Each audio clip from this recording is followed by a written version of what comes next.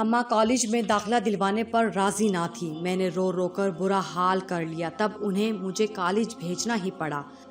जवान बेटी की माँ को वहम सताते हैं, वही हुआ जिसका डर था। कॉलेज का दूसरा दिन था। घर से निकली तो दो आंखें मेरा ताक़ुब करने लगी। मैंने नजरें चुरा ली और बेनियाज बन गई और अपनी राह चलती कॉलेज पहुंच गई। वापसी पर वो आंखें फिर मुंतजिर थी। मैं आगे आगे और वो पीछे पीछे। उसने घर तक पीछा ना छोड़ा। अब तो ये रोज का मामूल बन चुका। लाख बचकर निकलना चाहा, मगर ये नजरें ऐसी तेज कि जिधर मुड़ती अपने जिस्म के अंदर इनकी तपिश महसूस करती। मुश्किल ये थी कि घर पर इस बात का किसी से तज़किरा भी न कर पाती। बताने का मतलब साफ था कि घर वाले कॉलेज जाने से रोक देते। इसी तरह तालीम का ख्वाब पूरा न कर पाती और ऐसा मैं किसी कीमत पर ना चाहती थी। 1 साल यूं ही गुजर गया। आफरीन है इस बंदे पर, रोजाना उसने ये कठिन ड्यूटी दी। मुझे कॉलेज से घर और घर से कॉलेज वही पहुंचाने और लाने वाला था। ताज्जुब की बात ये कि इस अरसे में ना कभी कलाम किया और ना कभी तंग किया, बस मुझसे थोड़े फासले पर पीछे पीछे चलता और जब मेरी मंजिल आ जाती अचानक गायब हो जाता। आखिरकार मैंने इसकी दीवानगी से समझौता कर लिया। सोचा मेरा क्या जाता है, अपनी टांगे थकाता है, अपनी ही जिंदगी बर्बाद कर रहा है, अपना वक्त बर्बाद करता है।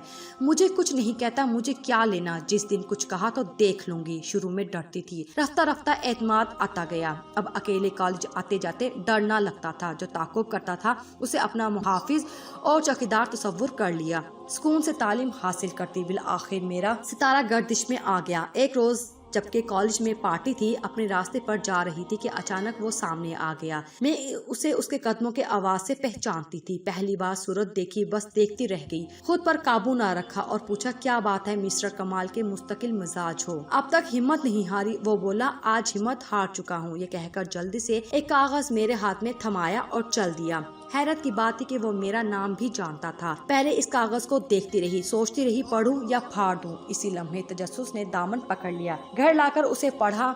लिखा था, मैं कोई लोफर या आवारा शख्स नहीं हूँ। तुमको देखा बस फिर भुला ना सका। तुम्हारे घर शादी का पैगाम भिजवाना चाहता हूँ, इजाजत दो। अजीब जुनूनी आदमी है, सोचा।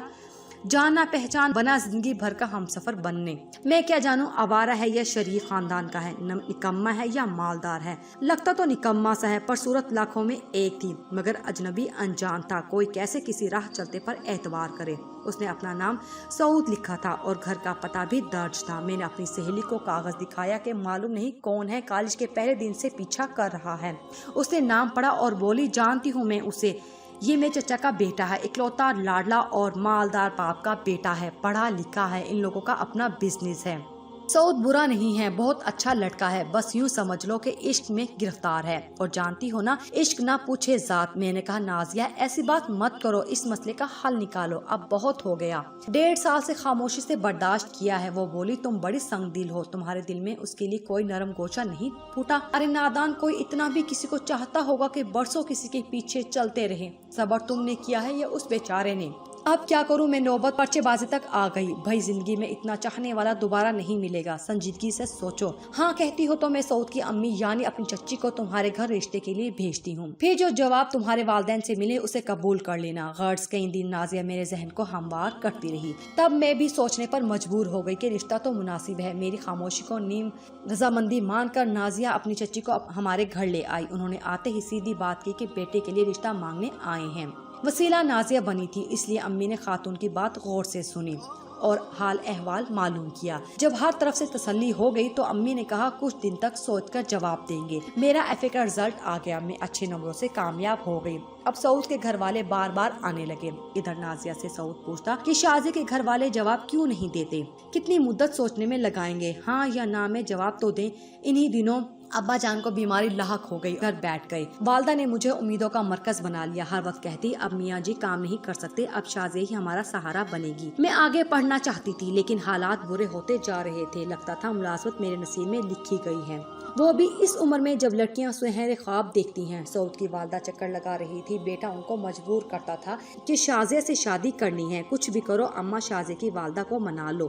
और अम्मी जान रिश्तेदारों के पास जा जाकर मेरी मुलाजमत की दरख्वास्त करती थी। इसी रोज अम्मी के एक कजन आए और कहा शाज़े के लिए मुलाजमत ढूंढ ली है, अगर करनी है तो दरख्वास्त और मतलूबा कागजात जमा करवा दे। मेरी तो जान जा रही थी, मैं मुलाजमत की चक्की में पीसना नहीं चाहती थी, लेकिन वालदा के हाथों मजबूर थी। अम्मी अपने कजन को दुआएं देने लगी, भैया अल्लाह ताला तुमको इसका अज्र सवाब दे, तुमने हम पर बड़ा एहसान किया है। शाज़े ने जो पढ़ना था पढ़ लिया, अब इसको मुलाजमत करनी पड़ेगी और बच्चों को भी पढ़ाना है, बच्चों का स्कूल जारी रखना है, कम से कम बच्चे मैट्रिक कर लें, फिर शाज़े की शादी का सोचूंगी। अम्मी की बात सुनकर मेरा दिमाग बुझ गया। इसी वक्त माँ कमरे में आई, मुझे चादर ओढ़े लेटा पाया तो बोली, मैं जानती हूँ तुम अफसुर्दा हो। सर पर हाथ फेर कर कहा, बच्ची रंजीदा ना हो, ये अल्लाह की मर्जी है और हमारी मजबूरी। तुम्हारे वालिद को कैंसर हो गया है, इनकी जिंदगी के दिन ज्यादा नहीं है, मैं मजबूर हूँ, वरना कौन माँ नहीं चाहती कि इसकी बेटी दुल्हन ना बने। बेटा कभी कभी बड़ों को छोटे बहन भाइयों के लिए कुर्बानियाँ देनी पड़ती हैं, ये तुम्हारे छोटे बहन भाइयों की जिंदगियों का सवाल है। मैंने बामुश्किल आंसू पी लिए और कहा, अम्मी जान फिक्र ना करे, मैं मुलाजमत करूंगी, आपकी उम्मीदों पर पूरी उतरूंगी, मैं नहीं तो और कौन कुर्बानी देगा। वो रात करवटें बदलते गुजर गई, कभी सुनहरे मुस्तकबिल के ख्वाब आवाजें देते, कभी सऊद का ख्याल आ जाता जिसने 1.5 साल खामोशी से गुजार दिए। सऊद की मोहब्बत अब मेरे दिल पर वार करती थी। फिर मैंने अहद कर लिया, खा मुझ पर कयामत बीत जाए, अब मैं घर वालों का सहारा बनूंगी। सुबह उठ गई, तैयार होने लगी, माँ की निगाहों ने मेरा इरादा भांप लिया। माँ बोली, बेटी बेशक हमारा सहारा ना बनो, मगर कोई ऐसा कदम मत उठाना जिससे तुम्हारे बीमार बाप की इज्जत मिट्टी में मिल जाए।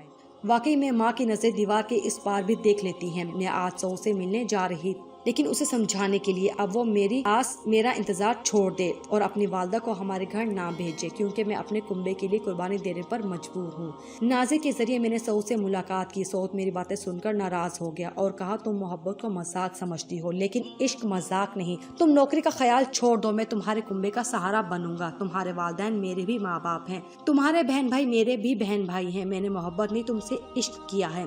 मेरी गैरत ने ये गवारा ना किया कि कोई गैर मेरे कुंबे की कफालत करे, मैं इसीलिए कोई उम्मीद अफजा जवाब ना दिया। जाते हुए उसने कहा था, शाज़िया वक्त बड़ा बेरहम है, ये किसी का इंतजार नहीं करता, तुम बहुत बड़ा गलत फैसला कर रही हो, तुम असल में मुझसे जान छुड़वाना चाहती हो। घर की मजबूरी तो एक बहाना है, वरना दुनिया में हर मसले का हल मौजूद है। माँ की खुशी और बहन भाइयों के लिए मैंने अपने अरमानों का गला घोंट दिया। मैं मुसलसल 15 साल मुशक्कत की चक्की में पीसती रही और अपने घर के गुलशन की आबियारी करती रही। सभी ने मेरा हंसता हुआ चेहरा देखा, लेकिन मेरा रोता हुआ दिल कोई न देख सका।